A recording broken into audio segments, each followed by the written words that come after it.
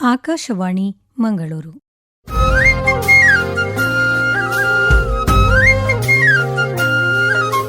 ಕಿಸಾನ್ ವಾಣಿ, ಕಿಸಾನ್ ವಾಣಿ, ಜೈ ಕಿಸಾನ್, ಜೈ ಕಿಸಾನ್, ಜೈ ಕಿಸಾನ್, ಕಿಸಾನ್ ವಾಣಿ. ಪ್ರಧಾನಮಂತ್ರಿ ಕಿಸಾನ್ ಮಾನ್ಧನ್ ಯೋಜನೆ ಸಿಗುವುದು ಪೆನ್ಷನ್ನ ಆಸರೆಯು, ಆಗದು ನಿರಾಸರೆ ಇನ್ನು. ಸಿಗುವುದು ಸಂತಸದ ಕ್ಷಣವು, ಕಳೆಯುವುದು ಸುಖದಿಂದ ವೃದ್ಧಾಪ್ಯ ರಕ್ಷಿತ ಆಗುವ ಅನ್ನದಾತ ಸುರಕ್ಷಿತ ಆಗುವ ಅನ್ನದಾತ. ಪ್ರಧಾನಮಂತ್ರಿ ಕಿಸಾನ್ ಮಾನ್ಧನ್ ಯೋಜನೆಯಿಂದ ಲಘು ಮತ್ತು ಸಣ್ಣ ಹಿಡುವಳಿದಾರ ರೈತರ ಭವಿಷ್ಯವಾಗುತ್ತೆ ಸುರಕ್ಷಿತ. 60 ವರ್ಷ ವಯಸ್ಸಾದ ನಂತರ 3,000 ರೂಪಾಯಿಗಳ ಮಾಸಿಕ ಪೆನ್ಷನ್ ಖಚಿತ. 55ರಿಂದ 200 ರೂಪಾಯಿಗಳ ಮಾಸಿಕ ಶುಲ್ಕ ನೀಡಿ 18ರಿಂದ 40 ವರ್ಷ ತನಕ ರೈತರು ಪ್ರವೇಶಿಸಬಹುದು. ಈ ಅಂಶದಾನ ಯೋಜನೆಯಲ್ಲಿ ಸರ್ಕಾರ ನೀಡುತ್ತದೆ ಸಮಪಾಲು ಕೊಡುಗೆ. ಎಲ್ಲ ರೈತ ಬಾಂಧವರು ಈ ಸೇವೆಯ ಪ್ರಯೋಜನಕ್ಕಾಗಿ ಜನಸೇವಾ ಕೇಂದ್ರಕ್ಕೆ ಹೋಗಿ ಉಚಿತವಾಗಿ ತಮ್ಮ ಹೆಸರನ್ನು ನೋಂದಾಯಿಸಿಕೊಳ್ಳಿ. ಪ್ರಧಾನಮಂತ್ರಿ ಕಿಸಾನ್ ಮಾನ್ಧನ್ ಯೋಜನೆ ಅನ್ನದಾತರ ಪರಿಶ್ರಮಕ್ಕಾಗಿ ಈಗ, ಪೆನ್ಷನ್ನಿಂದ ಅವರ ಮನೆ ಸುರಕ್ಷಿತ. ಕೃಷಿ ಮತ್ತು ರೈತ ಕಲ್ಯಾಣ ಖಾತೆ ಭಾರತ ಸರ್ಕಾರದ ವತಿಯಿಂದ ಜನಹಿತಕ್ಕಾಗಿ ಜಾರಿ. ಇಂದಿನ ಕಿಸಾನ್ ವಾಣಿ ಕಾರ್ಯಕ್ರಮದಲ್ಲಿ ವಿಟ್ಲದ ಕುದ್ದುಪದವಿನ ಶ್ರೀಹರಿಪ್ರಸಾದ್ ಅವರ ಮೊಜಂಟಿ ಜೇನು ಕೃಷಿ ಅನುಭವ ಕುರಿತು ಸಂದರ್ಶನ ಕೇಳುವಿರಿ. ಸಂದರ್ಶಕರು ರಜನಿ ಭಟ್. ಆತ್ಮೀಯ ಕೃಷಿಕ ಬಾಂಧವರಿಗೆಲ್ಲ ನಮಸ್ಕಾರ. ಇವತ್ತು ನಾವು ವಿಟ್ಲದ ಕುದ್ದುಪದವು ಇಲ್ಲಿಗೆ ಬಂದಿದ್ದೇವೆ. ಇಲ್ಲಿ ಶ್ರೀಹರಿಪ್ರಸಾದ್ ಇವರು ಮೊಜಂಟಿ ಜೇನು ಕೃಷಿ ಮಾಡ್ತಾ ಇದ್ದಾರೆ. ತಮ್ಮ ಅನುಭವಗಳನ್ನು ಇವರು ನಮಗೀಗ ತಿಳಿಸಲಿದ್ದಾರೆ. ಸರ್, ಕಾರ್ಯಕ್ರಮಕ್ಕೆ ಸ್ವಾಗತ. ನಮಸ್ತೆ. ನಮಸ್ತೆ ಮೇಡಮ್. ಸರ್, ಇವಾಗ ನಾವು ಮೊಜಂಟಿ ಜೇನು ಕೃಷಿ ಅಂತ ಹೇಳುವಾಗ ಹೆಚ್ಚಾಗಿ ಕೇಳೋದು ಸಾಮಾನ್ಯ ತೊಡವೆ ಜೇನು, ಇದರ ಬಗ್ಗೆ ನಾವು ಕೇಳಿದ್ದೇವೆ. ಮೊಜಂಟಿ ಜೇನು ಸಹ ಮಾಡ್ತಾರೆ. ಆದರೆ ಈ ಮೊಜಂಟಿ ಜೇನು ಮತ್ತು ತೊಡವೆ ಜೇನು ಇದಕ್ಕಿರುವಂತಹ ವ್ಯತ್ಯಾಸ ಎಂತ? ಮೊಜಂಟಿ ಮತ್ತೆ ತುಡುವೆಗೆ ಹಲವು ಸಾಮ್ಯತೆಗಳು ಇವೆ, ಹಲವು ವ್ಯತ್ಯಾಸಗಳು ಕೂಡ ಇವೆ. ಒಂದೊಂದು ವ್ಯತ್ಯಾಸಗಳನ್ನು ನಾನು ಹೇಳ್ತಾ ಹೋಗ್ತೀನಿ. ನೋಡಿ, ತುಡುವೆ ಜೇನು ಅನ್ನೋದು ಸ್ವಲ್ಪ ಚುಚ್ಚುವಂಥದ್ದು ಅಥವಾ ಕಚ್ಚುವಂಥ ಸ್ವಭಾವ ಇದೆ. ಅದೇ ಮೊಜಂಟಿ ತಗೊಂಡ್ರೆ ಅದಕ್ಕೆ ಚುಚ್ಚುವಂಥ ಆ ಒಂದು ಸ್ವಭಾವ ಇಲ್ಲ. ಅದು ತುಂಬ ಸಾಫ್ಟ್. ಅದು ಮಿಶ್ರಿ ಜೇನು ಅಂತ ನಾವು ಕರಿತೀವಿ, ಮತ್ತು ಮೊಜಂಟಿ ಹೇಳ್ತೀವಿ. ಇಂಗ್ಲೀಷಲ್ಲಿ ಸ್ಟಿಂಗ್ಲೆಸ್ ಬೀಸ್ ಅಂತ ಕರಿತೀವಿ. ರೀತಿ ಬೇರೆ ಬೇರೆ ಭಾಷೆಗಳಲ್ಲಿ ಬೇರೆ ಬೇರೆ ಹೆಸರುಗಳನ್ನು ಹೊಂದ್ಕೊಂಡಿದೆ. ಇದು ಒಂದನೇ ವ್ಯತ್ಯಾಸ ಹೇಳ್ಬೋದು. ಎರಡನೇ ವ್ಯತ್ಯಾಸ ನೋಡ್ಲಿಕ್ಕೆ ಹೋದರೆ, ಇದು ತುಡುವೆಗೆ ನೀವು ಸ್ವಲ್ಪ ಗಾಳಿಯ ಈ ಏನು ಸರ್ಕ್ಯುಲೇಷನ್ ಹೇಳ್ಬೋದು. ಆ ಪೆಟ್ಟಿಗೆಯಲ್ಲಿ ಮೇಲೆ ಒಂದು ಹೋಲ್ ಇರುತ್ತೆ, ಕೆಳಗಡೆಯಿಂದ ಗಾಳಿ ಹೋಗೋಂಗಿರುತ್ತೆ, ಮತ್ತು ಆ ರೀತಿ ಗಾಳಿಯ ಸಂಪರ್ಕ ತುಂಬ ಜಾಸ್ತಿ ಬೇಕಾಗಿರುತ್ತೆ. ಅದೇ ಈ ಮೊಜಂಟಿ ತಗೊಂಡ್ರೆ, ಮೊಜಂಟಿಯಲ್ಲಿ ಈ ಗಾಳಿ ಹೋಗಲಿಕ್ಕೆ ತುಂಬ ಸಣ್ಣದು, ಅಂದರೆ ಒಂದು ಸಣ್ಣ ಇರುವೆ ಒಳಗಡೆ ಹೋಗುವಷ್ಟು ಮಾತ್ರ ಒಂದು ಗ್ಯಾಪ್ ಬೇಕಾದದ್ದು. ಉಳಿದ ಪೂರ್ತಿ ಬಾಕ್ಸ್ ಇದು ಕತ್ತಲೆ ಕೋಣೆಯ ಒಳಗಡೆ ಇರುವಂಥ ಒಂದು ಹುಳಗಳದು. ಸೊ ಇದೊಂದು ಎರಡನೇ ವ್ಯತ್ಯಾಸವನ್ನು ನಾನು ಹೇಳಲಿಕ್ಕೆ ಇಷ್ಟಪಡ್ತೀನಿ. ಮತ್ತು ಜೇನು ಎಷ್ಟು ಉತ್ಪತ್ತಿ ಆಗುತ್ತೆ ಅದರ ಮೇಲೆ ಸಹ ಕೂಡ ನೋಡಿ. ತುಡುವೆ ಜೇನಿನಲ್ಲಿ ನೀವು ಒಂದು 6-7 kg ನೀವು ಒಂದು ವಾರ್ಷಿಕವಾಗಿ ಉತ್ಪಾದನೆ ಎಕ್ಸ್ಪೆಕ್ಟ್ ಮಾಡ್ಬೋದು. ಅದೇ ನೀವು ಇದರಲ್ಲಿ ಮೊಜಂಟಿಯಲ್ಲಿ ಒಂದು 250 ml 300 ml ಹಾಗೆ ನೋಡ್ಬೋದು. ಇದೊಂದು ಮೂರನೇ ವ್ಯತ್ಯಾಸ. ಇನ್ನು ನಾಲ್ಕನೇ ವ್ಯತ್ಯಾಸ ನೋಡ್ಲಿಕ್ಕೆ ಹೋದರೆ, ಈಗ ಮೊಟ್ಟೆಗಳಾಗುವಂಥ ಸಮಯ ನೋಡೋಣ. ಮೊಟ್ಟೆಗಳು ಸಾಧಾರಣವಾಗಿ ಈ ಮೊಜಂಟಿಯಲ್ಲಿ ನಾನು ಹೇಳ್ಬೋದು 360 ದಿವಸ ಕೂಡ ಮೊಟ್ಟೆಗಳನ್ನು ಇಡತ್ತೆ. ಅಂದರೆ ಸೀಸನ್ ವೈಸು ಇದು ಅಕ್ಟೋಬರ್, ನವಂಬರ್, ಡಿಸೆಂಬರ್, ಜನವರಿ, ಫೆಬ್ರವರಿ ಈ ಟೈಮಲ್ಲಿ ತುಂಬ ಜಾಸ್ತಿ ಮೊಟ್ಟೆಗಳನ್ನು ಇಡುತ್ತೆ. ಅದೇ ತುಡುವೆಯಲ್ಲಿ ನಿಮಗೆ ನವಂಬರ್, ಡಿಸೆಂಬರಲ್ಲಿ ಅದು ಡಿವೈಡಿಂಗ್ ಟೈಮ್ ಇರುತ್ತೆ. ನಂತರ ಜೇನು ಉತ್ಪಾದನೆಯ ಟೈಮ್ ಇರುತ್ತೆ, ಜನವರಿ, ಫೆಬ್ರವರಿ ಆ ಥರ. ನೋಡಿ, ಮೊಜಂಟಿಯಲ್ಲಿ ಅದು ಮಾಯಣವನ್ನು ತುಂಬ ಇಷ್ಟಪಡುತ್ತೆ, ಮತ್ತು ಮಾಯಣವನ್ನು ಅದು ತುಂಬ ಆ ಒಂದು ಕೋಣೆಯೊಳಗಡೆ ಸಂಗ್ರಹ ಮಾಡಿ ಇಟ್ಕೊಳ್ಳುತ್ತೆ. ಅದು ಅದರ ರಕ್ಷಣೆಗಾಗಿ. ಸಣ್ಣ ಇರುವೆ ಕೂಡ ಒಳಗಡೆ ಹೋಗದಾಗೆ ಅದನ್ನು ಅಷ್ಟೊಂದು ರಕ್ಷಣೆ ಮಾಡಿಕೊಳ್ಳುತ್ತೆ. ಆ ರೀತಿ ಮಾಯಣವನ್ನು ಅದು ಹಚ್ಕೊಳ್ಳುವಂಥ ಒಂದು ಸ್ವಭಾವವನ್ನು ತುಡುವೆ ಹೊಂದ್ಕೊಂಡಿರೋದಿಲ್ಲ. ಸೊ ಈ ರೀತಿಯಲ್ಲಿ ಹಲವು ವ್ಯತ್ಯಾಸಗಳಿವೆ. ಈಗ ನೀವು ಮೊಜಂಟಿಯನ್ನು ಇಲ್ಲಿಂದ ಗುಜರಾತಿಗೆ ಹೋಗ್ಬೋದು, ಇಲ್ಲ ಅಮೇರಿಕಕ್ಕೆ ಕೂಡ ಇದನ್ನು ನೀವು ಟ್ರಾನ್ಸ್ಫರ್ ಮಾಡಿ ತೊಗೊಂಡು ಹೋಗ್ಬೋದು. ಅಂದರೆ 12 ದಿವಸದಷ್ಟು ಕಾಲ ಆ ಒಂದು ಪೆಟ್ಟಿಗೆ ಒಳಗಡೆ ನಿಲ್ಲತ್ತೆ ಆ ಹುಳಗಳು. ಅದೇ ತುಡುವೆ ಏನಾದರೆ ನೀವು ಒಂದು ದಿವಸ ರೈಟ್ ಆದರೆ ನೆಕ್ಸ್ಟ್ ಒಂದು ದಿವಸದಲ್ಲಿ ನೆಕ್ಸ್ಟ್ ಡೇಗೆ ಬೇರೆ ಒಂದು ಏರಿಯಾಗೆ ನೀವು ಶಿಫ್ಟ್ ಮಾಡಿ ಇಡಬೇಕಾಗಿ ಬರುತ್ತೆ. ಆ ರೀತಿಯಲ್ಲಿ ನೋಡ್ಲಿಕ್ಕೆ ಹೋದರೆ ಈ ಮೊಜಂಟಿ ಅನ್ನೋದು ನಮಗೆ ತುಂಬ ಇವತ್ತಿನ ಈ ಸನ್ನಿವೇಶದಲ್ಲಿ ತುಂಬ ಸುಲಭದಲ್ಲಿ ಮೇಂಟೈನ್ ಮಾಡಲಿಕ್ಕೆ ಆಗುತ್ತೆ. ಮತ್ತು ಜಾಗೆ ಕೂಡ ನಿಮಗೆ ಸಣ್ಣ ಜಾಗೆಯಲ್ಲಿ ಸಹ ಇದನ್ನು ಇಡ್ಬೋದು, ಯಾವುದು ಮೊಜಂಟಿಯನ್ನು. ಬಾಲ್ಕೋನಿಯಲ್ಲಿ ಇಡ್ಬೋದು ಬಿಡಿ. ನಮಗೆ ಟೈಮೇ ಇಲ್ಲ, ಮೇಂಟೈನ್ ಮಾಡೋಕ್ಕೆ ಟೈಮ್ ಇಲ್ಲ. ವರ್ಷ ಪೂರ್ತಿ ನಮಗೆ ಅದನ್ನು ನೋಡ್ಕೊಂಡಿರೋಕ್ಕಾಗಲ್ಲ. ಈ ತುಡುವೆಯಲ್ಲೇ ಆದರೆ ನೀವು ವಾರಕ್ಕೊಂದ್ಸಲ ಈ ಮೊಟ್ಟೆಗಳನ್ನು ನೋಡಬೇಕು, ಇಲ್ಲ ಅದಕ್ಕೆ ಫೀಡಿಂಗ್ ಮಾಡಬೇಕಾಗಿ ಬರುತ್ತೆ. ಈಗ ರೈನಿ ಸೀಸನಲ್ಲಿ ಫೀಡಿಂಗ್ ಮಾಡಬೇಕಾಗಿ ಬರುತ್ತೆ. ಇದಕ್ಕೆ ಫೀಡಿಂಗ್ ತಗೊಳ್ಳೋದು ಇಲ್ಲ, ಅದು ಫೀಡಿಂಗ್ ಮಾಡೋಂಥ ಅವಶ್ಯಕತೆ ಕೂಡ ಇಲ್ಲ. ಸೊ ಒಮ್ಮೆ ಫಿಕ್ಸ್ ಮಾಡಿ ಆ ಬಾಕ್ಸ್ ಒಳಗಡೆ ಇಟ್ಟರೆ ಆ ಒಂದು ರಾಣಿ ಹುಳ ಏನಿರುತ್ತೆ ಅದೊಂದು ಸೆಟ್ ಆದಮೇಲೆ ಅದು ಪರ್ಮನೆಂಟ್ ಆ ಬಾಕ್ಸಲ್ಲಿ ಇರುತ್ತೆ. ಪ್ಲಸ್ ಆ ಹುಳಗಳು ಡಿವೈಡ್ ಆಗಿಬಿಟ್ಟು ಹೋಗುತ್ತೆ. ಅಂದರೆ ಅದರ ಸಂತಾನೋತ್ಪತ್ತಿಯನ್ನು ಜಾಸ್ತಿ ಮಾಡೋಕ್ಕೆ, ಕುಟುಂಬಗಳು ಜಾಸ್ತಿ ಮಾಡೋಕ್ಕೆ ಅದು ನೋಡ್ತಾ ಇರುತ್ತೆ. ಸೊ ಹುಳಗಳು ಹೊರಗಡೆ ಹೋಗ್ತಾ ಇರ್ಬೋದು, ಬಟ್ ಪೇರೆಂಟ್ ಒಂದು ಬಾಕ್ಸ್ ಏನಿರುತ್ತೆ ಪರ್ಮನೆಂಟಾಗಿ ಅದರಲ್ಲಿ ಇರುತ್ತೆ. ಸೊ ತುಡುವೆ ಹಾಗೆ ಅಲ್ಲ, ನಿಮಗೆ ಒಂದೊಂದು ಸಲ ನೀವು ಫೀಡಿಂಗ್ ಕೊಟ್ಟಿಲ್ಲ, ನೀವು ಜೂನ್ ಜುಲೈಯಲ್ಲಿ ಫೀಡಿಂಗ್ ಕೊಟ್ಟಿಲ್ಲ, ಆ ಟೈಮಲ್ಲಿ ಅದು ಹಾರ್ಬಿಟ್ಟು ಹೋಗ್ಬಿಡುತ್ತೆ. ಸೊ ಆ ರೀತಿಯಲ್ಲಿ ಹಲವು ವ್ಯತ್ಯಾಸಗಳು ಕೂಡ ಇವೆ. ಸೊ ಇದು ಮಾಡಲಿಕ್ಕೆ ತುಂಬ ಮೇಂಟೆನೆನ್ಸ್ ತುಂಬ ಈಸಿ. ಯಾವುದು ಈ ಮೊಜೆಂಟಿ ಅನ್ನೋದು ಸಣ್ಣ ಮಕ್ಕಳು ಕೂಡ ಮಾಡ್ಬೋದು. ಒಂದು 4 ವರ್ಷ ಪ್ರಾಯದವರು ಸಹ ಇದನ್ನು ಸ್ಟಾರ್ಟ್ ಮಾಡ್ಬೋದು. ಯಾಕಂದರೆ ಚುಚ್ಚೋದಿಲ್ಲ, ಅದರಿಂದಾಗಿ ಅವರು ಕೂಡ ಮಾಡ್ಬೋದು. ಜೇನು ತೆಗಿಲಿಕ್ಕೆ ಕೂಡ ತುಂಬ ಸುಲಭ. ಆದರೆ ತುಡುವೆ ಸ್ವಲ್ಪ ಮೇಂಟೆನೆನ್ಸ್ ಕಷ್ಟ ಆಗಿರುತ್ತೆ ಅಂತ ನನಗೆ ಅನಿಸುತ್ತೆ. ಆದರೆ ತಿಳ್ಕೊಂಡು ಹೋದಾಗಲೇ ಎಲ್ಲ ಈಸಿ ಆಗಿರುತ್ತೆ. ಬಿಗಿನರ್ಸಿಗೆ ಮೊಜೆಂಟಿ, ಈಗ ಏನು ಜೇನಿನ ಬಗ್ಗೆ ಗೊತ್ತೇ ಇಲ್ಲ ಅಂಥವರು ಮೊಜೆಂಟಿ ಮಾಡೋದು 1 ವರ್ಷ 2 ವರ್ಷ, ಆಗ ಅದರಲ್ಲಿರುವಂಥ ಹುಳಗಳು ಗೊತ್ತಾಗತ್ತೆ. ಅದನ್ನೇ ಸಿಮಿಲಾರಿಟಿ ಇರುತ್ತೆ, ಆ ಹುಳಗಳಲ್ಲಿ ಸ್ವಲ್ಪ ಸಿಮಿಲಾರಿಟಿ, ರಾಣಿ ಇರುತ್ತೆ ಅದರಲ್ಲೂ ಕೂಡ ರಾಣಿ ಇದೆ. ಆ ರೀತಿಯ ವ್ಯತ್ಯಾಸಗಳನ್ನು, ಸಿಮಿಲಾರಿಟಿಗಳನ್ನು ನೋಡಿಕೊಂಡು ತುಡುವೆಗೆ ಮತ್ತೆ ದೊಡ್ಡ ಮಟ್ಟಿಗೆ ಹೋಗ್ಬೋದು. ಯಾಕಂದರೆ ಅದರಲ್ಲಿ ಜೇನು ಜಾಸ್ತಿ ಸಿಗುತ್ತೆ ಅನ್ನುವಂಥ ಒಂದು ಉದ್ದೇಶದಿಂದ. ಬಟ್ ಪಾಲಿನೇಷನ್ಗೆ ನೋಡ್ಲಿಕ್ಕೆ ಹೋದರೆ ಮೊಜೆಂಟಿ ತುಂಬ ಒಳ್ಳೆಯದು. ಯಾಕಂದರೆ ಈ ಸಣ್ಣ ಸಣ್ಣ ಈ ಹೂಗಳಲ್ಲಿ ಕೂಡ ಯಾವುದು ತುಂಬೆ ಗಿಡ ಅಂತ ಹೇಳ್ಬೋದು, ಔಷಧೀಯ ಗಿಡಗಳು, ಅದೆಲ್ಲ ತುಳಸಿ ಗಿಡ ಇರ್ಬೋದು, ಅದೆಲ್ಲ ಸಣ್ಣ ಹೂಗಳು. ಅದರಲ್ಲಿ ಕೂಡ ಈ ಹುಳಗಳು ಒಳಗಡೆ ಹೋಗಿ ಪರಾಗವನ್ನು ತಗೊಂಬರುತ್ತೆ. ಸರ್, ಇವಾಗ ನೀವು ಎಷ್ಟು ವರ್ಷಗಳಿಂದ ಈ ಮೊಜೆಂಟಿ ಜೇನು ಕೃಷಿ ಮಾಡ್ತಾ ಇದ್ದೀರಿ, ಮತ್ತು ಇದಕ್ಕೆ ಆಸಕ್ತಿ ಹೇಗೆ ಬಂತು? ನಾನಂದರೆ ನಮ್ಮದು ಕೃಷಿಕ ಕುಟುಂಬ ನಮ್ಮದು. ತಂದೆಯವರು ಇದರಲ್ಲಿ ತುಂಬ ಆಸಕ್ತಿಯಿಂದ ಮಾಡ್ತಾ ಇರೋದನ್ನು ಸಣ್ಣದಿಂದಲೇ ನಾನು ನೋಡ್ತಾ ಇದ್ದೆ. ನನ್ನ ಮನಸ್ಸು ಇದಕ್ಕೆ ಹಾತೊರೆಯ್ತಾ ಇತ್ತು. ಯಾವಾಗ ನಾನು ಈ ಕಲಿಕೆಯನ್ನು ಬಿಟ್ಟು ಇದಕ್ಕೆ ಬರ್ತಾ ಇದ್ದೀನಿ ಅಂಥೇಳಿ ನನಗೆ ಹಾತೊರೆಯ್ತಾ ಇತ್ತು. ಅಂದರೆ ಅಷ್ಟೊಂದು ಆಸಕ್ತಿ ಇತ್ತು. ಸೊ ನನ್ನ ಕಲಿಕೆ ಟೈಮಲ್ಲಿ ಕೂಡ ಇದನ್ನು ಮಾಡ್ತಾ ಇದ್ದೆ.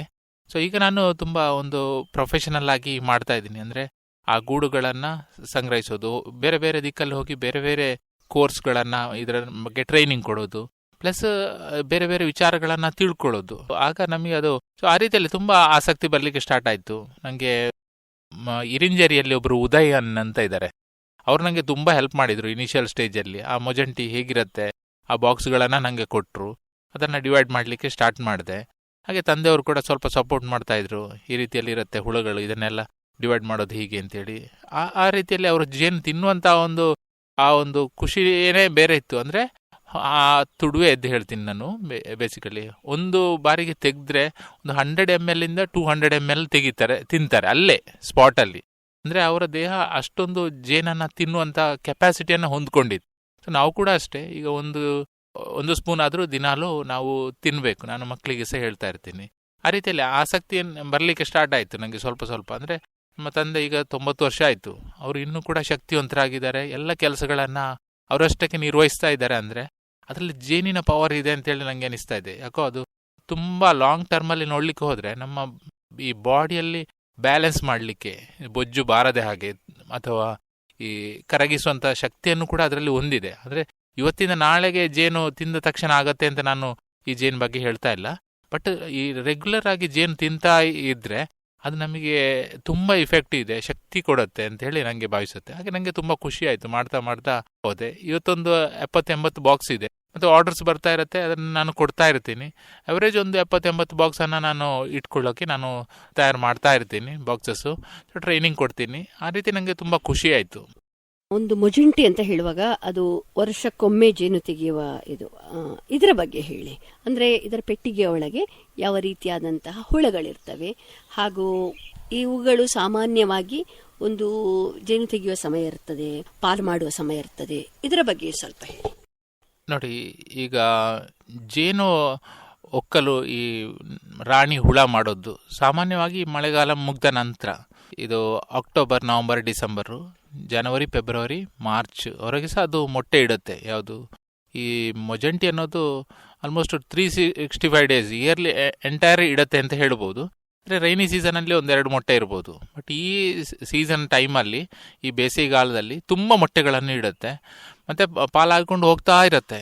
ಒಂದು ಪೆಟ್ಟಿಗೆಯಲ್ಲಿ ಒಂದು ರಾಣಿ ಏನು ಮೊಟ್ಟೆ ಇದೆ, ಅದು ಒಡೆದು ಹೊರಗಡೆ ಬರಬೇಕಾದ್ರೆ ಒಂದು 90 ದಿವಸ ಬೇಕಾಗತ್ತೆ.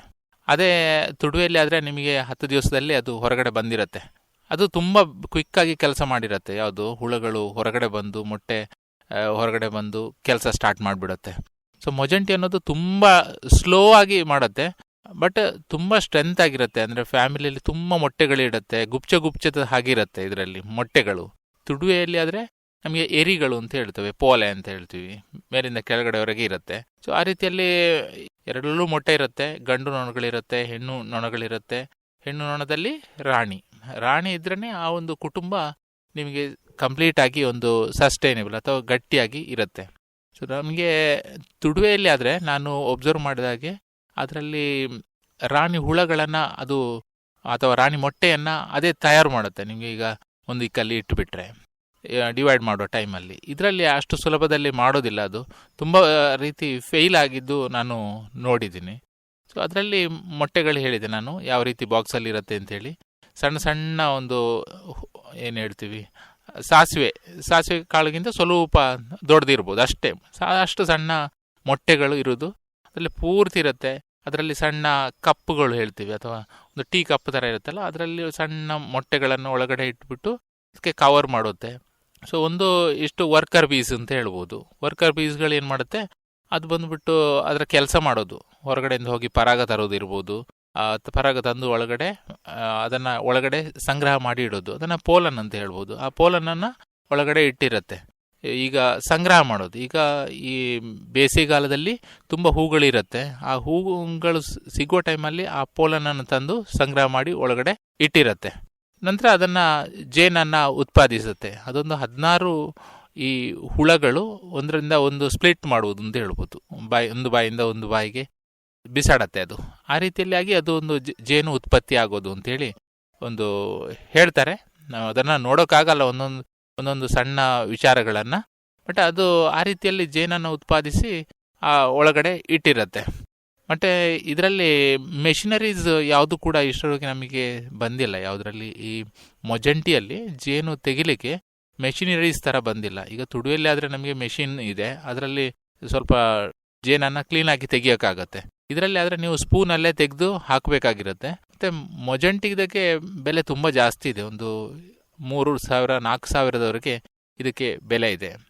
ಯಾಕಂದರೆ ಅದರಲ್ಲಿ ತುಂಬ ಔಷಧೀಯ ಗುಣಗಳನ್ನು ಅದು ಹೊಂದಿದೆ. ತುಂಬ ರಿಸರ್ಚ್ ಮಾಡ್ತಾರೆ. ಸೊ ಮೆಡಿಸಿನಲ್ ಪರ್ಪಸ್ ಹೊಂದಿರೋದ್ರಿಂದಾಗಿ ತುಂಬ ಡಿಮ್ಯಾಂಡ್ ಇರೋದ್ರಿಂದಾಗಿ ಅದಕ್ಕೆ ಸ್ವಲ್ಪ ರೇಟ್ ಕೂಡ ಜಾಸ್ತಿ. ಮತ್ತು ನಮಗೆ ಒಂದು ಬಾಕ್ಸಿಂದ ಸಿಗುವಂಥ ಕ್ವಾಂಟಿಟಿ ಏನಿದೆ ಅದು ತುಂಬ ಕಡಿಮೆ ಇರುತ್ತೆ, ಒಂದು 200 ml ಇರ್ಬೋದು. ಅದರ ರೀತಿ ಇನ್ನೊಂದು ಬೆನಿಫಿಟ್ ನಮಗೆ ಸಿಕ್ಕಿರೋದು ಅದರಲ್ಲಿ ಪಾಲಿನೇಷನ್ಸ್ ಆಗಿರುತ್ತೆ, ಮೇಂಟೆನೆನ್ಸು ತುಂಬ ಕಡಿಮೆ ಆಗಿರುತ್ತೆ. ಅಂದರೆ ಮೊಜೆಂಟಿಯಲ್ಲೂ ನಾನು ತುಂಬ ಖುಷಿ ಪಟ್ಟಿದ್ದು, ಯಾಕಂದರೆ ಮೇಂಟೆನೆನ್ಸು ತುಂಬ ಕಡಿಮೆ. ನಾವೀಗ ಆಫೀಸ್ ವರ್ಕ್ ಹೋಗಿರ್ತೀವಿ, 10 ದಿವಸ ನಮಗೆ ಬರೋಕ್ಕಾಗಲ್ಲ ಮನೆಗೆ.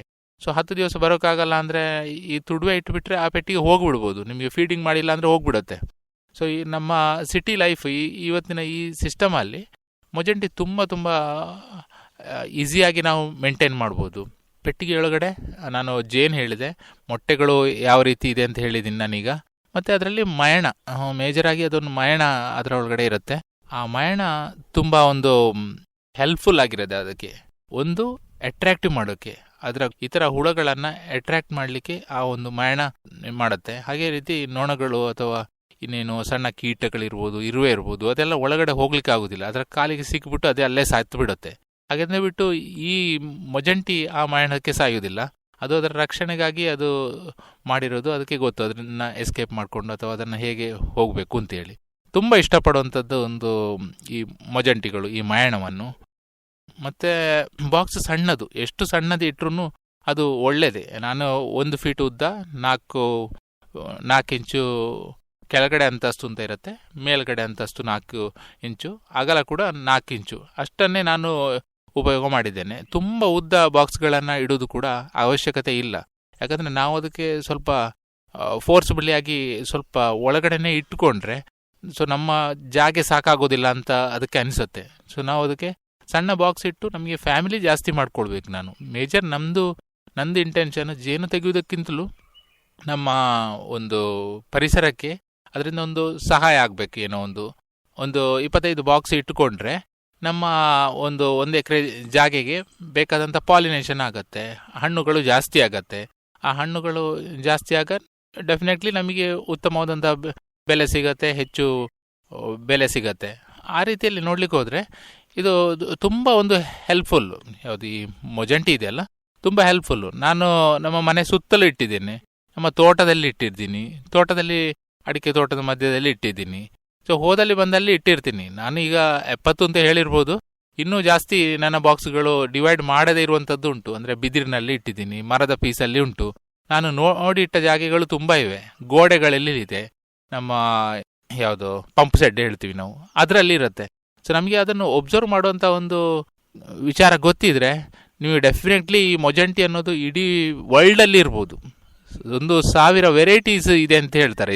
ಒಂದು 21 ವೆರೈಟಿ ಇಂಡಿಯಾದಲ್ಲಿ ಫೈಂಡ್ ಮಾಡಿದ್ದಾರೆ. ಅದರಲ್ಲಿ ಬಿಳಿ ಬಣ್ಣದ್ದು ಮೊಜಂಟಿ ಇದೆ, ಕಪ್ಪು ಇದೆ, ಅಗ್ರೆಸಿವ್ ಇದೆ. ಆ ರೀತಿಯಲ್ಲಿ ಬೇರೆ ಬೇರೆ ವೆರೈಟೀಸು ಇದರಲ್ಲಿ ಇದೆ. ಸೊ ನೋಡಲಿಕ್ಕೆ ತುಂಬ ಖುಷಿ ಆಗುತ್ತೆ. ನಾನು ಈಗ ಬೇರೆ ಬೇರೆ ಡಿಸೈನಲ್ಲಿ ಇದನ್ನು ಈಗ ಮೊಜಂಟಿ ಬಾಕ್ಸ್ಗಳನ್ನು ಮಾಡ್ತಾ ಇದ್ದೀನಿ. ಅಂದರೆ ಈಗ ಮನೆಯಲ್ಲಿ ಒಂದು ಸಣ್ಣ ನಾಯಿ ಮರಿಯನ್ನು ಸಾಕ್ತೀವಿ, ಬೆಕ್ಕು ಸಾಕ್ತೀವಿ.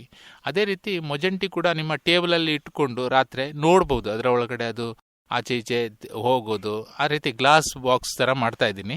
ಅದು ಸಹ ಒಂದು ಡಿಸೈನ್ ಈಗ ಸದ್ಯಕ್ಕೆ ಬರುತ್ತೆ. ಈಗ ಅದು ನೋಡೋಕೆ ತುಂಬ ಖುಷಿ ನನಗಂತೂ. ಅಂದರೆ ನಾನು ಎಂಜಾಯ್ ಮಾಡೋದೇ ಇದರಲ್ಲಿ, ಅದನ್ನು ನೋಡ್ತಾ ಇರ್ತೀನಿ.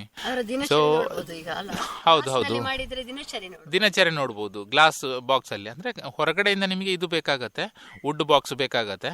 ಯಾಕಂದರೆ ಇಲ್ಲಾದರೆ ಫುಲ್ ಮಯಣ ಹಾಕಿಬಿಡುತ್ತೆ, ಅದು ಬೆಳಕು ಇರಲೇಬಾರ್ದು ಅದಕ್ಕೆ. ಬಟ್ ಓಪನ್ ಮಾಡಿ ನಿಮಗೆ ನೋಡುವಂಥ ಸಮಯ ಒಂದು 10 ನಿಮಿಷ ನೋಡಬೇಕು. ಆ ರೀತಿಯಲ್ಲಿ ಆ ಮರದ ಕವರನ್ನು ತೆಗೆದುಬಿಟ್ಟು ನೀವು ಒಳಗಡೆ ಗ್ಲಾಸ್ ಇಟ್ಕೊಂಡು ನೀವು ನೋಡ್ಬೋದು. ಇಲ್ಲಾಂದರೆ ಏನಾಗುತ್ತೆ, ನೀವು ಗ್ಲಾಸ್ ಈ ರೀತಿ ಹಾಕಿಲ್ಲ ಅಂದರೆ ಹುಳುಗಳೆಲ್ಲ ಹಾರಿಕೊಂಡು ಹೊರಗಡೆ ಹೋಗೋಕ್ಕೆ ಟ್ರೈ ಮಾಡುತ್ತೆ ಬೆಳಗಿನ ಸಮಯದಲ್ಲಿ. ಸೊ ಆದಷ್ಟು ಕತ್ತಲೆಯಲ್ಲೇ ಅದನ್ನು ಇಡಬೇಕು ನಾವು. ಕತ್ತಲೆಯ ವಾಸಸ್ಥಾನ ಮತ್ತು ಸಣ್ಣ ಕೋಣೆಗಳನ್ನು ಇಟ್ಟಿರಬೇಕು. ನಾನೊಂದು 4 ಫೀಟ್ ಉದ್ದ ಇಡ್ತೀನಿ ಬಾಕ್ಸು. ಅದು ಅಗತ್ಯನೇ ಇಲ್ಲ, ಅದು ಅಷ್ಟು ಇಟ್ಟರೆ ಅಷ್ಟು ಮೊಟ್ಟೆಗಳನ್ನು ಮಾಡುವಂಥ ಕೆಪಾಸಿಟಿ ಕೂಡ ಅದಕ್ಕೆ ಇರೋದಿಲ್ಲ. ಸೊ ನಾವು ಸ್ವಲ್ಪ ಬಾಕ್ಸ್ ಸೈಜ್ ಸಣ್ಣದು ಮಾಡಿ ನಮಗೆ ಯೂಸೇಬಲ್ ಯಾವ ಮೆಥಡಲ್ಲಿ ಆ ರೀತಿಯಲ್ಲಿ ಬಾಕ್ಸ್ಗಳನ್ನು ನಾವು ಡಿಸೈನ್ ಮಾಡಿರಬೇಕು. ಈಗ ಸಾಮಾನ್ಯ 1 ವರ್ಷದಲ್ಲಿ ಅದು ಪಾಲಾಗುವುದು ಅಂತ ಹೇಳ್ತೇವಲ್ಲ, ಎಷ್ಟು ರಾಣಿ ಬರ್ತದೆ? ಒಂದೇ ರಾಣಿ ಬರುತ್ತಾ, ಹೇಗೆ ಅದರ ವಿಧಾನ ಸ್ವಲ್ಪ ಹೇಳಿ. ಒಂದು ಪೆಟ್ಟಿಗೆಯಿಂದ ಒಂದು ರಾಣಿ ಹುಳ 12 ಕಡಿಮೆಯಲ್ಲಿ ಮೊಟ್ಟೆಗಳನ್ನು ಇಡತ್ತೆ ಅಂತ ಹೇಳ್ತಾರೆ. ಅದರಿಂದ ಜಾಸ್ತಿಯೇ ಅಲ್ಲದೆ ಕಡಿಮೆ ಅಲ್ಲ, 12 ಮೊಟ್ಟೆಗಳು ಇಡ್ತದೆ ಒಂದು ಬಾಕ್ಸಿಂದ. ಅಂದರೆ ನಿಮಗೆ 12 ಫ್ಯಾಮಿಲಿ ಒಂದು ಬಾಕ್ಸಿಂದ ಹೊರಗಡೆ ಹೋಗಿರ್ತದೆ. ಸೊ ಆ ರೀತಿಯಲ್ಲಿ ತುಂಬ ಕುಟುಂಬಗಳನ್ನು ಅದು ಮಾಡಲಿಕ್ಕೆ ಪ್ರಯತ್ನ ಪಡ್ತದೆ. ಸೊ ನಾವು ಇವತ್ತು ಸಿಟಿಯಲ್ಲಿ ನೋಡ್ಬೋದು, ಎಲ್ಲ ಬಿಲ್ಡಿಂಗ್ಗಳು ಇರ್ಬೋದು, ಕಾಂಕ್ರೀಟ್ ಒಂದೇ ಒಂದು ಸಣ್ಣ ಹೋಲ್ ಕೂಡ ಇಲ್ಲದಾಗೆ ನಾವು ಮುಚ್ಚಿಬಿಟ್ಟಿದ್ದೇವೆ. ಅದರಿಂದಾಗಿ ಅದು ಎಲ್ಲಿ ಕೂತ್ಕೊಳ್ಳೋಕೆ ಅದಕ್ಕೊಂದು ಜಾಗ ಬೇಕು ತಾನೆ. ಜಾಗ ಇಲ್ಲದೆ ಅದು ನೀವು ನೋಡ್ಬೋದು, ಕೆಲವು ಪೈಪ್ಗಳಲ್ಲಿ ಕೂತ್ಕೊಳ್ಳುತ್ತೆ, ಕಬ್ಬಿಣದ ಸರಳುಗಳು ಇರ್ಬೋದು. ಮೇಜರ್ ಆಗಿ ನಾನು ಒಬ್ಸರ್ವ್ ಮಾಡಿದ್ದು ಈ ಮೀಟರ್ ಬೋರ್ಡ್ಗಳು ನೋಡಿ. ಮೀಟರ್ ಬೋರ್ಡ್ನಲ್ಲಿ ಸ್ವಲ್ಪ ಸಂದು ಏನಾದರೂ ಒಂದು ಇರುತ್ತೆ. ಸೊ ಅದು ಆ ಜಾಗೆಯಲ್ಲಿ ಕೂತ್ಕೊಳ್ಳಿಕ್ಕೆ ನೋಡುತ್ತೆ. ಮತ್ತು ಹಲವು ದಿಕ್ಕಲ್ಲಿ ನಾನು ಆ ಬಾಕ್ಸ್ಗಳಿಂದ ತಗೊಂಡಿದ್ದೇನೆ. ಸೊ ನಾನೇನು ಹೇಳಲಿಕ್ಕೆ ಇಷ್ಟಪಡ್ತೀನಿ ಅಂದರೆ, ನೀವು ಬಿಲ್ಡಿಂಗ್ ಕಟ್ಟಿ ಆದರೆ ಇಂಥ ಜೀವಿಗಳಿಗೆ ವಾಸ ಮಾಡಲಿಕ್ಕೆ ಕೂಡ ಸಣ್ಣ ಹೋಲ್ಗಳನ್ನು ಇಟ್ಬಿಡಿ, ಅಲ್ಲಲ್ಲಿ ಇರಲಿ ಅದು. ಸೊ ಅದು ಬಂದು ಕೂತ್ಕೊಳ್ಳುತ್ತೆ, ಅಲ್ಲಿ ತನ್ನ ವಾಸಸ್ಥಾನವನ್ನು ಮಾಡುತ್ತೆ. ನಾನು ಮೊನ್ನೆ ಹಾಸ್ಪಿಟಲಿಗೆ ಹೋಗಿದ್ದೆ, ನೋಡೋಕೆ ನನಗೆ ತುಂಬ ಖುಷಿ ಆಯಿತು. ಅದು ಹಳೆ ಬಿಲ್ಡಿಂಗ್ ಇರ್ಬೋದು, ಆ ಬಿಲ್ಡಿಂಗ್ ಸುತ್ತಲೂ ಕೂಡ ಒಂದು 30 ಬಾಕ್ಸ್ಗಳಿಂದ ಪ್ಲಸ್ ನಾನು ನೋಡಿದ್ದೇನೆ. ನಾನೊಂದು ಸುತ್ತಾಡುವಾಗ ನೋಡಿದೆ, ತುಂಬ ಖುಷಿ ಆಯಿತು. ಓಲ್ಡ್ ಬಿಲ್ಡಿಂಗ್ ಆದರೂ ಇದೆಯಲ್ಲ, ಆ ಬಿಲ್ಡಿಂಗಿನ ಸುತ್ತಲೂ ಎಷ್ಟು ನಿಂತಿವೆ ಅಂಥೇಳಿ. ಆದರೆ ನಾವು ಇವತ್ತು ಈ ಕಾಂಕ್ರೀಟೀಕರಣ ಅಂತ ಹೇಳ್ಬೋದು. ನಾನು ಒಂದೇ ಒಂದು ಸಣ್ಣ ನೀರು ಇಂಗುವ ಹಾಗೆ ಸಹ ಇಲ್ಲ, ಅಥವಾ ಈ ಬಿಲ್ಡಿಂಗ್ ಮೇಲೆ ಹೋಗಿ ಯಾವುದೇ ಒಂದು ಕೀಟಗಳು ಅಥವಾ ಈ ಜೇನ್ನೊಣಗಳು ಕೂತ್ಕೊಳ್ಳುವ ಹಾಗೆ ಇಲ್ಲ. ಸೊ ಅಂಥ ಪರಿಸ್ಥಿತಿಯನ್ನು ನಾವು ಸೃಷ್ಟಿ ಮಾಡಬಾರ್ದು ಅಂತ ನನಗೆ ಅನಿಸುತ್ತೆ. ನಾವು ಪರಿಸರಕ್ಕೆ ನಾವು ಎಷ್ಟಾಗತ್ತಾ ಈ ರೀತಿಯ ಒಂದು ಕಾಣಿಕೆಯನ್ನು ಕೊಡಬೇಕು, ಅದಕ್ಕೆ ಕೂತ್ಕೊಳ್ಳಿ. ಅದು ಕೂಡ ಒಂದು ಜೀವಿಯೇ, ಎಲ್ಲವೂ ನಮಗೆ ಆಗಬೇಕು, ಎಲ್ಲ ಚೆನ್ನಾಗಿರಬೇಕು ಅನ್ನೋಂಥ ಆ ರೀತಿಯ ದೃಷ್ಟಿ ಕೋಣ ಬೇಕಾಗಿಲ್ಲ. ನಮ್ಮ ದೃಷ್ಟಿಯನ್ನು ನಾವು ಚೇಂಜ್ ಮಾಡಬೇಕಾಗಿದೆ. ಅಂದರೆ ಈ ಬದುಕಬೇಕು, ಮತ್ತು ಅದನ್ನು ಕೂಡ ಒಂದು ಏನು ಗಿಫ್ಟ್ ಥರ ಕೊಡುವಂಥ ಒಂದು ಹೊಸ ಸಿಸ್ಟಮ್ ನಾನು ಮಾಡಿದ್ದೀನಿ ಈಗ. ಅಂದರೆ ಈಗ ಗಿಫ್ಟ್ ಇನ್ನೊಬ್ಬರಿಗೆ ಕೊಡೋದು, ಒಂದು ಮದುವೆಯಲ್ಲಿ ಗಿಫ್ಟ್ ಆಗಿ ಈ ರೀತಿಯ ಬಾಕ್ಸ್ಗಳನ್ನೇ ಕೊಡೋದಂಥ ಒಂದು ಸಿಸ್ಟಮನ್ನು ಮಾಡ್ತಾ ಇದ್ದೀನಿ. ಗಿಫ್ಟ್ ಬಾಕ್ಸ್ ಥರ ನಿಮಗೆ ನೋಡ್ಬೋದು. ಓಕೆ, ಮನೆಯಲ್ಲಿ ಒಂದು ಬಾಕ್ಸ್ ಥರ ಇಡ್ಬೋದು. ಸೊ ಅದು ಒಂಥರ ಏನಾಗುತ್ತೆ, ಒಂದು ಹೊಸ ಟ್ರೆಂಡಿಂಗ್ ಸ್ಟಾರ್ಟ್ ಮಾಡುವ ಅಂತ ಇದ್ದೀನಿ. ಆ ಥರ ಮಾಡ್ಬೋದು ನಾವು. ಒಂದು ಹೂವಿನ ಗುಚ್ಛ ಅಥವಾ ಏನೋ ಕೊಡ್ತೀವಿ, ಒಳ್ಳೇದೇ, ಅದು ಕೂಡ ಒಳ್ಳೇದೇ. ಆದರೆ ಲಾಂಗ್ ಟರ್ಮಲ್ಲಿ ನೋಡ್ಲಿಕ್ಕೆ ಹೋಗುವಾಗ ಸಂಜೆ ಆಗುವಾಗ ಅದನ್ನು ಬಿಸಾಡಿಬಿಡ್ತೀವಿ, ಅಥವಾ 2 ದಿವಸದಲ್ಲಿ ಅದು ಮತ್ತೆ ಗೊತ್ತೇ ಆಗಲ್ಲ ಅದು ಎಲ್ಲಿ ಹೋಯ್ತು ಅಂತೇಳಿ. ಸೊ ಇದು ಮಾಡಿದರೆ ನಿಮಗೆ ಲಾಂಗ್ ಟರ್ಮ್ ಅಲ್ಲಿ ನೀವು ಕೊಟ್ಟಂಥ ಒಂದು ಕಾಣಿಕೆ ಕೂಡ ಮನೆಯಲ್ಲಿ ನೆನಪಿರುತ್ತೆ, ಇವನು ಕೊಟ್ಟದ್ದು ಇನ್ನೂ ಇದೆ ಇಲ್ಲೇ ಅಂತೇಳಿ. ಲಾಂಗ್ ಟರ್ಮಲ್ಲಿ ನಾವು ಇದನ್ನು ನೋಡಬೇಕು. ಯಾವುದೇ ಒಂದು ವಿಚಾರವನ್ನು ಇವತ್ತಿಂದ ನಾಳೆಗಲ್ಲ, ನಾವು ಸತ್ತ ನಂತರ ಸಹ 10 ವರ್ಷಕ್ಕೆ ಅಥವಾ ಸಾವಿರಾರು ವರ್ಷಕ್ಕೆ ಇದು ಇರಬೇಕು ನಮ್ಮ ಈ ಒಂದು ಹೆಸರು, ನಾವು ಈ ಥರ ಮಾಡಿದ್ದೀವಿ ಅಂತೇಳಿ. ಸೊ ನಾನು ಅದನ್ನೆಲ್ಲ ಕೊಡಲಿಕ್ಕೆ ಸ್ಟಾರ್ಟ್ ಮಾಡಿದ್ದೀನಿ. ಸೊ ಎಲ್ಲರೂ ಮಾಡಿ, ಈ ರೀತಿಯಲ್ಲಿ ಗಿಫ್ಟ್ ಕೊಡಲಿಕ್ಕೆಲ್ಲ ಸ್ಟಾರ್ಟ್ ಮಾಡಿ, ನಮಗೆಲ್ಲ ಕಾಂಟ್ಯಾಕ್ಟ್ ಆಗ್ಬೋದು. ಈಗ ಸಾಮಾನ್ಯ ಇದನ್ನು ಒಂದು ಬೇರೆ ಒಂದು ಕುಟುಂಬ ದೊಡ್ಡದಾಗುವಾಗ, ಒಂದು ಬೇರೆ ಕುಟುಂಬ ಅಥವಾ ಪಾಲು ಮಾಡುವಾಗ ಯಾವ ರೀತಿಯಾದಂತಹ ಮುಂಜಾಗ್ರತೆಗಳು, ಯಾವ ರೀತಿಯಾದಂತಹ ಇದಕ್ಕೆ ಉಪಕರಣಗಳು ಎಲ್ಲ ಬೇಕಾಗ್ತದೆ, ಯಾವ ರೀತಿ ಮಾಡ್ತೀರಿ ಇದನ್ನು? ನೋಡಿ, ಸಾಮಾನ್ಯವಾಗಿ ನೋಡಿ, ಇದು ಮೊಜಂಟಿ ತೆಗಿಲಿಕ್ಕೆ ಬೇರೆ ಬೇರೆ ಇನ್ಸ್ಟ್ರೂಮೆಂಟ್ಗಳು ಬೇಕಾಗಿರುತ್ತೆ. ಈಗ ಸುತ್ತಿಗೆ ಬೇಕಾಗ್ಬೋದು, ಉಲಿ ಹೇಳ್ತೀವಿ, ಅಥವಾ ಒಂದು ಕಬ್ಬಿಣದ ಸರಳು ಬೇಕಾದಿತ್ತು. ಅದು ನಿಮ್ಮ ಆ ಒಂದು ಗೂಡು ಎಲ್ಲಿ ಇರುತ್ತೆ ಅದನ್ನು ಹೊಂದ್ಕೊಂಡಿದೆ. ಈಗ ಬಿದಿರಿನಲ್ಲಿದೆ ಅಂದರೆ ಆ ಬಿದಿರನ್ನು ಸಿಗಿಬೇಕು, ಮರವನ್ನು ಸ್ವಲ್ಪ ಒಡೆದು ತೆಗಿಬೇಕಾಗಿರುತ್ತೆ. ಅದೇ ನೀವು ದೊಡ್ಡ ಒಂದು ಬಿಲ್ಡಿಂಗ್ನಲ್ಲಿ ಸಣ್ಣ ಹೋಲ್ ಒಳಗಡೆ ಇದೆ. ಸೊ ನಮಗೆ ಬಿಲ್ಡಿಂಗ್ ತೆಗೆಯುವ ಹಾಗೆ ಇಲ್ಲ ಅದನ್ನು. ಸೊ ಬಿಲ್ಡಿಂಗಲ್ಲಿ ಇರುವಂಥದ್ದನ್ನು ನಮಗೆ ಟ್ರಾನ್ಸ್ಫರ್ ಮಾಡುವಂಥ ಸಿಸ್ಟಮ್ ಉಂಟು. ಅಂದರೆ ಪೈಪ್ ಹಾಕಿಬಿಟ್ಟು ಇನ್ನೊಂದು ಹೊರಗಡೆಯಿಂದ ಬಾಕ್ಸ್ ಇಟ್ಬಿಟ್ಟು ಅಲ್ಲಿಂದ ನಾವು ಇದನ್ನು ತೆಗಿಲಿಕ್ಕಾಗತ್ತೆ. ಆ ಫ್ಯಾಮಿಲಿನ ಒಂದು ಸಪ್ರೇಟ್ ಮಾಡಿಸ್ಕೊಂಡು ಇನ್ನೊಂದು ಫ್ಯಾಮಿಲಿ ತೆಗೆಯೋ ಹಾಗೆಲ್ಲ ಇರುತ್ತೆ. ಸೊ ಅದು ನಾವು ಟ್ರೈನಿಂಗ್ ತಗೊಂಡಾಗಲೇ ಒಂದು ನಮಗೆ ಪರ್ಫೆಕ್ಟ್ ಆಗಿ ಗೊತ್ತಾಗುತ್ತೆ. ಬಟ್ ಇನ್ಸ್ಟ್ರೂಮೆಂಟ್ಗಳು ಬೇರೆ ಬೇರೆ ಬೇಕಾಗಿರುತ್ತೆ. ನಿಮಗೆ ಬಾಟಲ್ ಬೇಕಾಗುತ್ತೆ ಕಲೆಕ್ಟ್ ಮಾಡಲಿಕ್ಕೆ, ಹುಳುಗಳು, ಜೇನು ಹಾಕಲಿಕ್ಕೆ ನಿಮಗೆ ಒಂದು ಬಾಟ್ಲ್ ಇದು ಬೇಕು. ಹಾಗೆ ನಿಮಗೆ ಬೇರೆ ಬೇರೆ ವಸ್ತುಗಳನ್ನು ಯಾವುದು ಕಂಫರ್ಟೇಬಲ್ ಆಗಿರುತ್ತೆ ಆ ಟೈಮಲ್ಲಿ ಅದನ್ನು ನೀವು ಉಪಯೋಗಿಸ್ತಾ ಆಯ್ತಷ್ಟೇ. ಮತ್ತು ಎಲ್ಲವೂ ಕೂಡ ನಮಗೆ ಸುತ್ತಲೂ ನಮ್ಮ ಪರಿಸರದಲ್ಲಿ ಸಿಗುವಂಥ ಈ ಟೂಲ್ಸ್ಗಳೇ ಬೇಕಾಗಿದ್ದು, ಬೇರೆ ಏನು ಬೇಕಾಗಿ ಇಲ್ಲ. ಪಾಲು ಮಾಡೋದು ಸ್ವಲ್ಪ ಪಾಲು ಮಾಡೋದು ಅದೇ, ಅದು ಸಹ ತುಂಬ ಸಿಂಪಲ್ ಆಗಿದೆ. ನಾನು ಹೇಳಿದೆಲ್ಲ, ಈಗ ಸ್ವಲ್ಪ ಹುಳಗಳನ್ನು ಹಾಕಬೇಕಾಗಿರುತ್ತೆ, ಪ್ಲಸ್ ಮೊಟ್ಟೆಗಳು, ಸ್ವಲ್ಪ ಜೇನು ಮತ್ತು ಪೋಲನ್ನು, ಹಾಗೆ ಸ್ವಲ್ಪ ಜೇನು ಸೈಡಲ್ಲಿ ಇಡೋದು, ಮತ್ತು ಕಂಪ್ಲೀಟಾಗಿ ಮಯಣ ಏನು ಹುಳಗಳು ಒಳಗಡೆ ಹೋಗುತ್ತೆ ಅಲ್ಲಿ ಒಂದು ಸ್ವಲ್ಪ ಮಯಣ ಹಚ್ಚಬೇಕಾಗಿರುತ್ತೆ ಅಷ್ಟೇ, ಬೇರೆ ಏನಿಲ್ಲ. ವೆರಿ ಸಿಂಪಲ್ ಆಗಿರುತ್ತೆ ಇದನ್ನು ಪಾಲು ಮಾಡಿ ಹಾಕೋಕ್ಕೆ. ಒಂದು ಬಾಕ್ಸ್ ಡಿವೈಡ್ ಮಾಡಲಿಕ್ಕೆ ನಿಮಗೆ ಒಂದು 25ರಿಂದ 30 ನಿಮಿಷ ಧಾರಾಳ ಸಾಕು, ಒಂದು ಒಳ್ಳೆ ಸ್ಟ್ರೆಂತ್ ಫ್ಯಾಮಿಲಿ ಹೇಳಿತ್ತು. ಮತ್ತು ಕೆಲವು ಬಾಕ್ಸ್ಗಳು ನಿಮಗೆ 10 ನಿಮಿಷದಲ್ಲಿ ಕೂಡ ಪಾಲು ಮಾಡ್ಬೋದು, ನೋಡಿಕೊಂಡು ಸಹ ಬಿಟ್ಬಿಡ್ಬೋದು. ಅದು ನೀವು ಎಕ್ಸ್ಪರ್ಟೈಸ್ ಆದಮೇಲೆ ನಿಮಗೆ ಗೊತ್ತಾಗುತ್ತೆ. ಅದು ಒಂದೇ ದಿವಸದಲ್ಲಿ ಯಾವುದು ಕೂಡ ಕಲೀಲಿಕ್ಕೆ ಆಗಲ್ಲ ಇದು. ಮತ್ತು ಇಂಟ್ರೆಸ್ಟ್ ಅದರ ಮೇಲೆ ನಾವು ತೋರಿಸಬೇಕಾಗಿರುತ್ತೆ. ಈಗ ನೀವು ಹೇಳಿದ್ರಿ ಮೊಜಂಟಿ ಜೇನು ಸ್ವಲ್ಪ ಹೆಚ್ಚು ಔಷಧೀಯ ಗುಣ ಹೊಂದಿದೆ ಅಂತ, ಇದರ ಬಗ್ಗೆ ಸ್ವಲ್ಪ ವಿಸ್ತಾರವಾಗಿ ಹೇಳ್ಬೋದಾ? ನೋಡಿ, ಈಗ ಮೊಜಂಟಿಯನ್ನು ನಮಗೆ ರೆಗ್ಯುಲರ್ ಆಗಿ ಕೆಲವರು ತಗೊಳ್ತಾರೆ. ಈ ಕಣ್ಣಿನಲ್ಲಿ ಪರೆ ಆಗತ್ತೆ, ಆ ಪರೆಯನ್ನು ತೆಗಿಲಿಕ್ಕೆ ಅಥವಾ ಕಣ್ಣಿನ ದೃಷ್ಟಿಯನ್ನು ಇಂಪ್ರೂವ್ ಮಾಡಲಿಕ್ಕೆ ಅಂಥೇಳಿ ಅದು ಒಂದು ಡ್ರಾಪಿನಷ್ಟು ಅವರು ದಿನಂಪ್ರತಿ ಕಣ್ಣಿಗೆ ಹಾಕ್ತಾರೆ. ಅದರಿಂದಾಗಿ ಅವರಿಗೆ ಕಣ್ಣು ಚೆನ್ನಾಗಿ ಕಾಣ್ತದೆ ಅಂಥೇಳಿ ತಗೊಳ್ತಾ ಇರ್ತಾರೆ. ಸೊ ಆ ರೀತಿಯಲ್ಲಿ ಅದು ನಮಗೆ ಬೆನಿಫಿಟ್ ಆದಂಥ ಒಂದು ರಿಸಲ್ಟ್ ನಮಗೆ ನೋಡಿದ್ದೇವೆ ನಾವು. ಅದೇ ರೀತಿ ಈ ಜೇನನ್ನು ನಾವು ಶಕ್ತಿವರ್ಧಕವಾಗಿ ನಾವು ತಗೋಬೋದು ಅಂತ ನಾನು ಹೇಳಿದ್ದೀನಿ. ಯಾಕಂದರೆ ಇದರಿಂದಾಗಿ ನಾವು ನಮ್ಮ ಈ ಜೀವನ ಚಕ್ರ ಬಂದಿರೋದು ಅದೊಂದು ಲೈಫ್ ಸೈಕಲ್ ಥರ. ಸೊ ನಮಗೆ ಜೇನು ಅನ್ನೋದು ನಮ್ಮ ದಿನಂಪ್ರತಿ ನಾವು ಉಪಯೋಗಿಸಬೇಕಾದದ್ದೇ. ಬೊಜ್ಜು ಕಡಿಮೆ ಮಾಡ್ಬೋದು ಅಂತ ಹೇಳಿದೆ, ಅದು ರೆಗ್ಯುಲರ್ ಆಗಿ ನಾವು ತಗೊಳ್ತಾ ಇದ್ದರೆ ಅದು ಆಗತ್ತೆ. ಮತ್ತು ಇವತ್ತಿನ ನಾಳೆಗೆ ಯಾವುದು ಕೂಡ ಇದು ಆಯುರ್ವೇದಿಕ್ ಇರ್ಬೋದು, ಅದೆಲ್ಲ ಇವತ್ತಿನ ನಾಳೆಗೆ ಅಂತ ಅಲ್ಲ, ಲಾಂಗ್ ಟರ್ಮಲ್ಲಿ ನಿಮಗೆ ರಿಸಲ್ಟ್ ಕೊಡುವಂಥದ್ದು. ಈಗ ನಾವು ಸಾವಯವ ಅಂತ ಹೇಳ್ಬೋದು, ಅದನ್ನೆಲ್ಲ ನಾವು ಲಾಂಗ್ ಟರ್ಮಲ್ಲಿ ನಮ್ಮ ದೇಹಕ್ಕೆ ತುಂಬ ಒಂದು ಬೆನಿಫಿಟ್ ಆದಂಥ ವಿಚಾರವಾಗಿ ನಾವು ತಗೊಳ್ಬೋದು. ಕೆಮಿಕಲ್ ಲೆಸ್ ಆಗಿ ನಾವು ತಗೊಳ್ಳುವಂಥ ಆಹಾರಗಳು ಕೂಡ. ನೀವು ಇವಾಗ 70 ಪೆಟ್ಟಿಗೆಗಳು ಉಂಟು, ಹೆಚ್ಚೇ ಇವೆ ಅಂತ ಹೇಳಿದ್ರಿ, ಇದನ್ನೆಲ್ಲ ಹೇಗೆ ನಿರ್ವಹಿಸ್ತೀರಿ? ನೋಡಿ, ನಿರ್ವಹಿಸಲಿಕ್ಕೆ ಅಂದರೆ ನಮ್ಮ ಫ್ರೀ ಟೈಮಲ್ಲಿ ನಾನು ಹೋಗುವಾಗ ನೋಡೋದು ಅಷ್ಟೇ. ಮತ್ತು ನಮ್ಮ ಅದಕ್ಕಾಗಿ ಟೈಮ್ ಅಂತ ನಾವು ಏನು ಇಡಲಿಕ್ಕಿಲ್ಲ. ಈಗ ಒಮ್ಮೆ ತಿಂಗಳಿಗೆ ಒಂದ್ಸಲ ನಾನು ಓಪನ್ ಮಾಡಿ ನೋಡ್ತೇನೆ. ಯಾಕಂದರೆ ರಾಣಿ ಹುಳ ನಮಗೆ ಅಥವಾ ರಾಣಿ ಮೊಟ್ಟೆಗಳು ಎಷ್ಟು ನಮಗೆ ಸಿಕ್ಕತ್ತಾ ಅಷ್ಟು ನಮಗೆ ಪಾಲ್ ಮಾಡಲಿಕ್ಕೆ ಆಗತ್ತೆ. ಸೊ ನಾವು ನೋಡಿದ್ರೂ ಆಗತ್ತೆ, ವರ್ಷಕ್ಕೊಂದ್ಸಲ ನೋಡಿದ್ರೂ ಆಗತ್ತೆ, 2 ವರ್ಷಕ್ಕೊಂದ್ಸಲ ನೋಡಿದ್ರೂ ಆಗತ್ತೆ. ಬಟ್ ನಾವು ನೋಡಿಲ್ಲ ಅಂದರೆ ಏನಾಗುತ್ತೆ, ಅದು ನಮ್ಮದು ಫ್ಯಾಮಿಲಿಗಳು ನಮಗೆ ಸಿಗೋದಿಲ್ಲ, ಹಾರ್ಬಿಟ್ಟು ಹೊರಗಡೆ ಹೋಗಿರುತ್ತೆ. ಸೊ ನಾನು ಟೈಮ್ ಕೊಡ್ತೀನಿ, ಇದಕ್ಕೆ ಟೈಮ್ ಕೊಟ್ಟರೆ ನಮಗೆ ಆ ಒಂದು ಫ್ಯಾಮಿಲಿ ನಮಗೆ ಸಿಗತ್ತೆ. ನಾವು ಅದನ್ನು ಮಾರಾಟ ಮಾಡಲಿಕ್ಕಾಗತ್ತೆ, ಬೇಕಾದವ್ರಿಗೆ ಕೊಡಲಿಕ್ಕಾಗತ್ತೆ. ಸೊ ಆ ರೀತಿಯಲ್ಲಿ ನಮ್ಮ ಟೈಮನ್ನು ನಾನು ನಮ್ಮ ಈ ಏನು ಹೇಳ್ತೀವಿ, ನಮ್ಮ ಆಫೀಸ್ ವರ್ಕ್ ಎಲ್ಲ ಮುಗಿಸ್ಕೊಂಡು ಬಂದ ನಂತರನೇ ಮಾಡ್ತೀವಿ. ಅಗ್ರಿಕಲ್ಚರ್ ಬೇರೆ ನಮ್ಮದು ತೋಟದ ಕೆಲಸ ಇದೆ, ಮತ್ತು ಅಡಿಕೆ ಇದೆ, ತೆಂಗು ಇದೆ, ಬಾಳೆ ಇದೆ ನಮ್ಮದು, ಹಾಗೆ ಗದ್ದೆ ಇದೆ, ಗದ್ದೆ ಬೇಸಾಯ ಅದೆಲ್ಲ ಆಗತ್ತೆ. ಅದರ ಒಟ್ಟಿಗೆ ಇದನ್ನು ಸಹ ಮಾಡೋದು ನಾವು. ಅಂದರೆ ಸಂಪೂರ್ಣವಾದಂಥ ಒಂದು ಕೃಷಿಯನ್ನು ನಾವು ಮಾಡ್ತೇವೆ. ಇದೇ ಅಂತ ಒಂದು ಸ್ಪೆಸಿಫಿಕ್ ಆಗಿ ಒಂದೇ ಕೃಷಿಯನ್ನಾಗಿ ಮಾಡೋದಿಲ್ಲ. ಹಣ್ಣುಗಳು ಕೂಡ ಇದೆ ನಮ್ಮಲ್ಲಿ. ಅಂದರೆ ಒಂದೊಂದು ಬೆಳೆಯಿಂದ ಕೂಡ ನಮಗೆ ಸ್ವಲ್ಪ ಉತ್ಪತ್ತಿ ಬಂದೇ ಬರುತ್ತೆ. ನೋಡಿ, ಈಗ ಆ ಒಂದು ಸೀಸನಲ್ಲಿ ಆ ಒಂದು ಪರ್ಟಿಕ್ಯುಲರ್ ನಮಗೆ ಸಿಗುತ್ತೆ. ಸೊ ಈಗ ಜೇನಿನ ಟೈಮ್ ಈಗ. ಸೊ ನಮಗೆ ಜೇನು ಮಾರಾಟ ಮಾಡಿದರೆ ಒಂದಿಷ್ಟು ನಮಗೆ ಉತ್ಪತ್ತಿ ಸಿಗುತ್ತೆ, ಕುಟುಂಬಗಳು ಮಾರಾಟ ಮಾಡಲಿಕ್ಕೆ ಆಗತ್ತೆ. ಸೊ ಆ ರೀತಿಯಲ್ಲಿ ನಾವು ಸಂಪೂರ್ಣವಾಗಿ ಬೇರೆ ಬೇರೆ ಇದನ್ನು ಅಳವಡಿಸ್ಕೊಂಡಿದ್ದೀವಿ.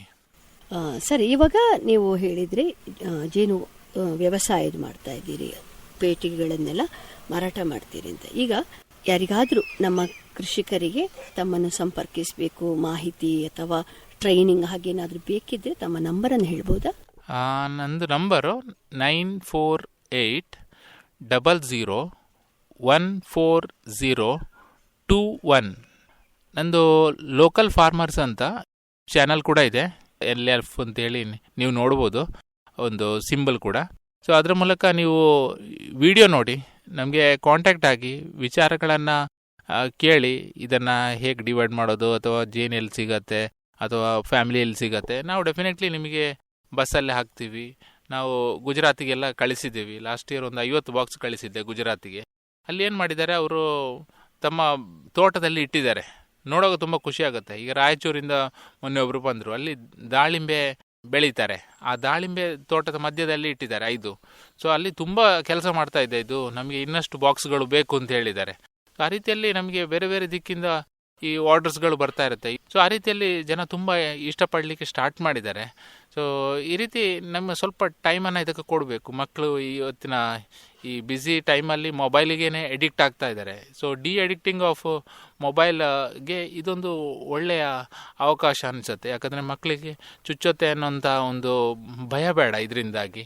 ಸೊ ಮಕ್ಕಳನ್ನು ನಾವು ಮೇಯ್ನಾಗಿ ಈ ಜೇನು ಸಾಕಾಣಿಕೆಗೆ ತರಲಿಕ್ಕೆ ತುಂಬ ಈಸಿ ಆದದ್ದು ಇದು ಮೊಜೆಂಟಿ ಅನ್ನೋದು. ಸೊ ಯಾರು ಬೇಕಾ ನಿಮಗೆ ಹೆಚ್ಚಿನ ಮಾಹಿತಿ ನಮಗೆ ಕಾಂಟ್ಯಾಕ್ಟ್ ಆಗಿ, ನಾನು ನಿಮಗೆ ಡೆಫಿನೆಟ್ಲಿ ನಾನು ರೀಚ್ ಔಟ್ ಮಾಡ್ತೀನಿ, ನಿಮಗೆ ರಿಪ್ಲೈ ಕೊಡ್ತೀನಿ, ನಾನು ನಿಮಗೆ ಸಹಾಯ ಮಾಡ್ತೀನಿ ಇದರಲ್ಲಿ. ಸೊ ಎಲ್ಲರೂ ಕೂಡ ಈ ಒಂದು ಪರಿಸರ ರಕ್ಷಣೆಗೆ ಈ ಜೇನು ಸಾಕಾಣಿಕೆಯನ್ನು ಮಾಡಬೇಕು ಅನ್ನೋದು ನನ್ನ ಒಂದು ಅನಿಸಿಕೆ. 1 ಅಥವಾ 2 ಬಾಕ್ಸ್ ಇಡಿ ಫಸ್ಟಿಗೆ, ಮತ್ತು ಅದು ನಿಮಗೆ ಗೊತ್ತಾಗತ್ತೆ, ಇದರಲ್ಲಿ ಏನೋ ಚೆನ್ನಾಗಿ ಅದು ಕೆಲಸ ಮಾಡ್ತಾ ಇದೆ. ತಮ್ಮ ಮನೆ ಸುತ್ತಲಿರುವಂಥ ಹೂವಿನ ಮೇಲೆ ಹೋಗ್ಬಿಟ್ಟು ಕೂತ್ಕೊಳ್ಳತ್ತೆ, ಅದು ಹಾರ್ಬಿಟ್ಟು ಕೂತ್ಕೊಳ್ಳತ್ತೆ, ಏನೋ ತನ್ನ ಕೈಯಲ್ಲಿ ಎತ್ಕೊಂಡು ಬರುತ್ತೆ ಪೋಲನನ್ನು ಅಥವಾ ಪರಾಗವನ್ನು ತೊಗೊಂಬರುತ್ತೆ. ಅದು ನೋಡೋಕೆ ತುಂಬ ಖುಷಿ ಇರುತ್ತೆ. ಸೊ ಅದನ್ನು ನಾವು ಏನು ಖುಷಿಯಿಂದ ಅವರವರಿಗೆ ಎಂಜಾಯ್ ಮಾಡಿದಾಗಲೇ ಗೊತ್ತಾಗೋದು ಅದೆಲ್ಲ. ಸೊ ಅದನ್ನು ಎಂಜಾಯ್ ಮಾಡಬೇಕು ಅಂತೇಳಿ ನಾನು ಬಯಸೋದು. ಅದನ್ನು ಎಲ್ಲರೂ ಕೂಡ ಒಂದಿಷ್ಟು ಕಾಣಿಕೆ ಕೊಡಿ ಅಂತೇಳಿ ನಾನು ಈ ಮೂಲಕ ಹೇಳಲಿಕ್ಕೆ ಇಷ್ಟಪಡ್ತೀನಿ. ಸರ್, ಶ್ರೀಹರಿಪ್ರಸಾದ್ ಅವರೇ, ಇದುವರೆಗೆ ತಮ್ಮ ಅನುಭವಗಳನ್ನು ನಮ್ಮ ಕೃಷಿಕ ಬಾಂಧವರ ಜೊತೆ ಚೆನ್ನಾಗಿ ಹಂಚಿಕೊಂಡ್ರೆ ತಮಗೆ ಧನ್ಯವಾದಗಳು. Thank you madam. ನಮಗೆ ಒಂದು ಆಕಾಶವಾಣಿ ಮಂಗಳೂರು ಇಲ್ಲಿಂದ ನೀವು ಒಂದು ಈ ಅವಕಾಶವನ್ನು ಕೊಟ್ಟಿದ್ದೀರಾ. ಇದು ತುಂಬ ಒಂದು ಒಳ್ಳೆಯ ನಮಗೆ ಅನುಭವ. ಇನ್ನಷ್ಟು ಜನರು ಇದನ್ನು ಅಡಾಪ್ಟ್ ಮಾಡಿಕೊಂಡು ಜೇನು ಸಾಕಾಣಿಕೆ ಮಾಡಿದರೆ ಈ ಒಂದು ಆಡಿಯೋ ಕ್ಲಿಪ್ಪಿಗೆ ಒಂದು ಸಾರ್ಥಕತೆ ಬರುತ್ತೆ ಅಂತೇಳಿ ನಾನು ಭಾವಿಸಿದ್ದೀನಿ. ನೀವು ಕಾಂಟ್ಯಾಕ್ಟ್ ಆಗಿ ನಮಗೆ, ಡೆಫಿನೆಟ್ಲಿ ನಾವು ನಿಮಗೆ ಹೆಲ್ಪ್ ಮಾಡ್ತೀವಿ. ಕೇಳಿದ್ರಲ್ಲ ರೈತ ಮಿತ್ರರೇ, ಇದುವರೆಗೆ ತಮ್ಮ ಅನುಭವಗಳನ್ನು ನಮ್ಮ ಜೊತೆ ಹಂಚಿಕೊಂಡವರು ಶ್ರೀಹರಿಪ್ರಸಾದ್ ಇವರು. ಸಮಯ ಇಲ್ಲ ಅಂತ ಹೇಳಿ ಕೊರಗುವುದಕ್ಕಿಂತ ಇರುವ ಸಮಯದಲ್ಲಿ ಪುಟ್ಟ ಜಾಗದಲ್ಲಿ ಸಹ ಮೊಜೆಂಟಿ ಜೇನು ಕೃಷಿ ಮಾಡಬಹುದು ಅಂತ ಅವರು ಮಾಡಿ ತೋರಿಸಿದ್ದಾರೆ.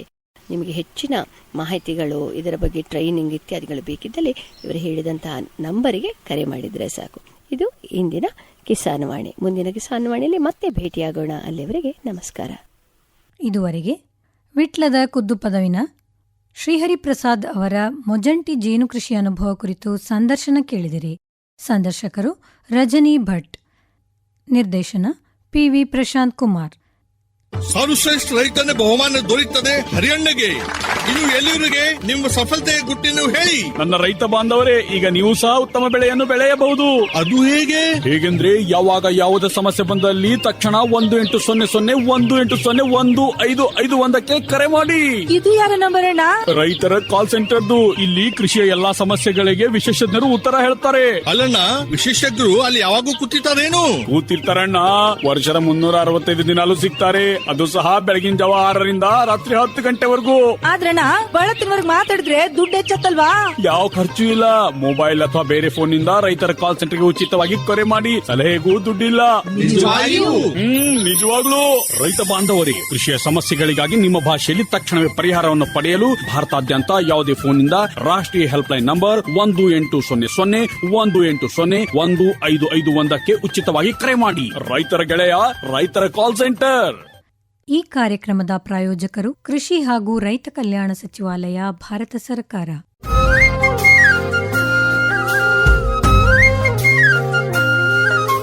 ಕಿಸಾನ್ ವಾಣಿ, ಕಿಸಾನ್ ವಾಣಿ, ಜೈ ಕಿಸಾನ್, ಜೈ ಕಿಸಾನ್, ಜೈ ಕಿಸಾನ್, ಕಿಸಾನ್ ವಾಣಿ.